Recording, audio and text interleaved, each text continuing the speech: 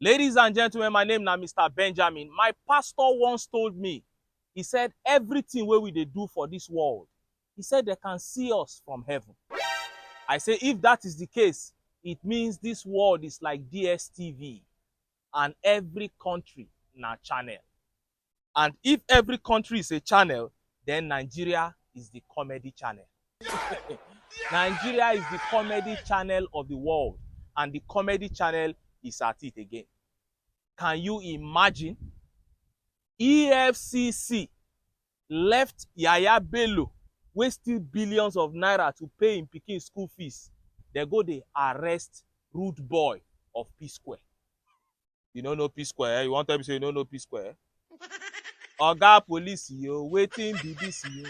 You just dey stress me, dey vex me. Na which kind yawa be dis yo? I'm sure that was the song that Psquare sang immediately they saw EFCC.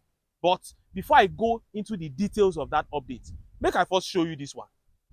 Ministry of Education have now come out to say that anybody that is below 18 years of age, they will no longer admit that person into any Nigerian tertiary institution. See am now. Breaking news. Federal government bans admissions for candidates under the age of 18 into tertiary institutions in Nigeria. You have seen it. Now, let me tell you the problem I have with this.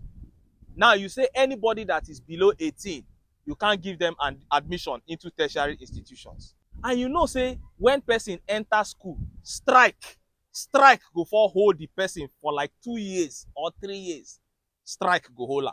So, if he's to study a 4 years course, strike will add 3 years to the 4 years, making 7 years now. NYSC will add 1 year, making 8 years. Add 8 years to his age.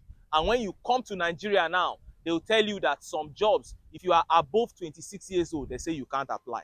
Some will say if you are above 25, they say you are no longer eligible to apply. But you are drawing students back. Say you no go give them admission until they are far above 18. Look at it, does it add up? But in this same country, some people support child marriage. Some people support make 15-year-old girl go husband house. But you are saying they cannot go into the university. Can you see the contradiction? If you talk, they'll tell you 17-year-old children, they are just children, they are too young. It shows that these people are not even in touch with what is happening in Nigeria. My last girlfriend, girl wey I for marry, na 9-year-old boy collect am from my hand. 9-year-old boy na him collect my last girlfriend. What are you telling me? Do you know the number of 16-year-olds, the number of teenagers that are into fraudulent practices in this country? It means the government is not even in touch with what is happening in the country. What a pity. Then again, if you go to Asian countries like all this China, if you see the gadgets, if you see the level of technological advancement of teenagers, if you see wetin 16-year-old, 15-year-olds they do, you go bow. Many of these phones wey we dey use for Nigeria, na teenagers dey produce them for China. But here, they are saying that our own teenagers will not be granted admission, that they are too young. Oh, God, which kind backwardness be this? Anyway, make I enter the rude boy matter now. Rude boy of Psquare. All my friends, they call me number 10, because I dey play like a culture. EFCC, leave Yahaya Bello, go arrest rude boy. See am. I know thief, Paul Okoye of Psquare, reveals source of wealth after arrest by EFCC. Famous Nigerian singer Paul Okoye, professionally known as Rude Boy of the Psquare duo, has revealed his source of wealth after his arrest by the Economic and Financial Crime Commission, EFCC.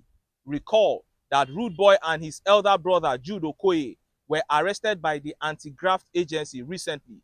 Speaking after his release, Rude Boy, in a post on his Instagram story, clarified that he isn't a thief. Revealing his source of wealth, he stated that his good music pays him quite well.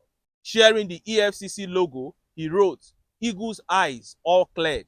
I know thief o, na just good music they pay. Now let's get back to the music next week. New music, vitamin D." Don't see Amba. EFCC leave looters, obvious looters, go dey arrest musician wey dey give us better music, better songs. Ah, Psquare no mind them o. This na temptation with a little confusion. Na just temptation. But now you have followed up with great music. Beautiful.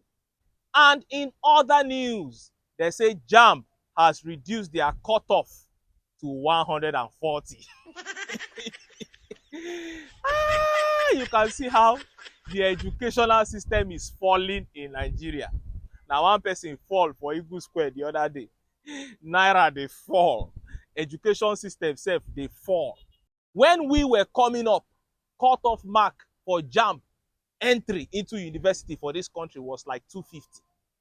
Later, they drop am to 240. Later, it dropped to 200. This year now, they say that 140. Hey, see am now. JAMB pegs cutoff mark at 140 for varsities and 100 for polytechnics others. The Joint Admission and Matriculation Board, JAMB, has approved 140 as the cutoff mark for 2024 admission into the nation's universities and 100 for polytechnics and colleges of education, respectively. You don't see am. Polytechnic own na even 100. A time will come in this country, cutoff mark no go dey again.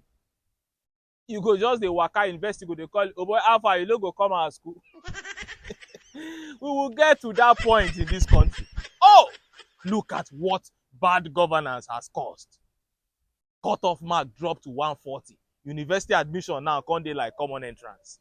And finally, House of Rep members say they want to slash 50% of their salaries because of hardship within Nigeria. They want to show Nigerians that they feel our pain. So they are slashing 50% of their salaries. See am. Breaking. Reps to cut down salaries by 50% for 6 months to support hardship. You don't see am, ba? They go cut their salaries by 50% for 6 months to support us because of hardship. But my big question is, when they slash that salary, that percentage where they slash, who go catch am? Who go hold am? Where e go enter? Na my own pocket, abi na your own pocket? When they slash am, where e go still go? This one just be like pastor wey dey do offering for im own church.